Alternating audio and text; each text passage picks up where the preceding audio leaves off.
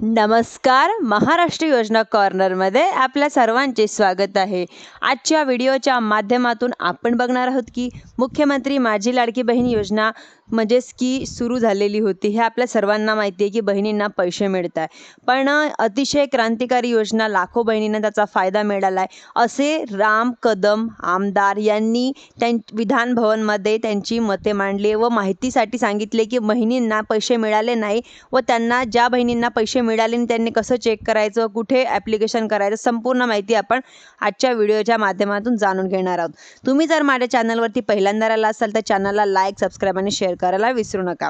जवळपास प्रत्येक घरामध्ये फॉर्म भरून घेतलेले अध्यक्ष महोदय असे त्यांनी सांगितलं आहे की एका म्हणजेच की तुम्ही एक ऑफ म्हणजे इन्फॉर्मेशन देत आहे की इन्फॉर्मेशन देताना त्यांनी असं सांगितलं आहे की त्यांच्या घरी समजा काही महिला गेलेल्या व त्यांनी सांगितलं आहे की आम्हाला 2 महिन्याचे त्यांना पैसे आले, बाकी काही महिन्याचे त्यांना पैसे आलेले नाही व त्यांचे हप्ते बंद झाले व ते आपण कसं चेक करायचं, त्यांना आधार कार्ड बँकेला लिंक आहे का हे पण माहिती मिळत नाही.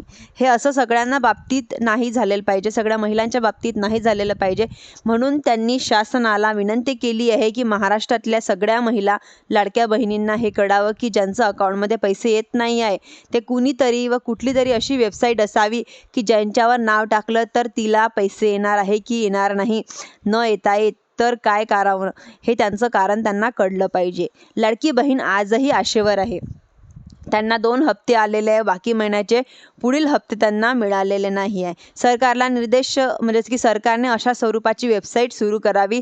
विरोधी पक्षाला बोलण्याचा काही अधिकार नाही, त्यांना लाडक्या बहिणींना खडकू दिलेला नाही असं त्यांनी त्यांच्या याच्यामध्ये सांगितलं आहे. ज्या बहिणीला मिळत नाही त्या बहिणीला सुद्धा ते पैसे देत आहे असे त्यांनी त्यांच्या भाषणामध्ये सांगितले आहे की अशी तरी कुठली वेबसाईट ओपन करावी की बहिणींना जेणेकरून कळावं की त्यांना पुढील महिन्यामधला हप्ता मिळावा की नाही मिळावा. धन्यवाद.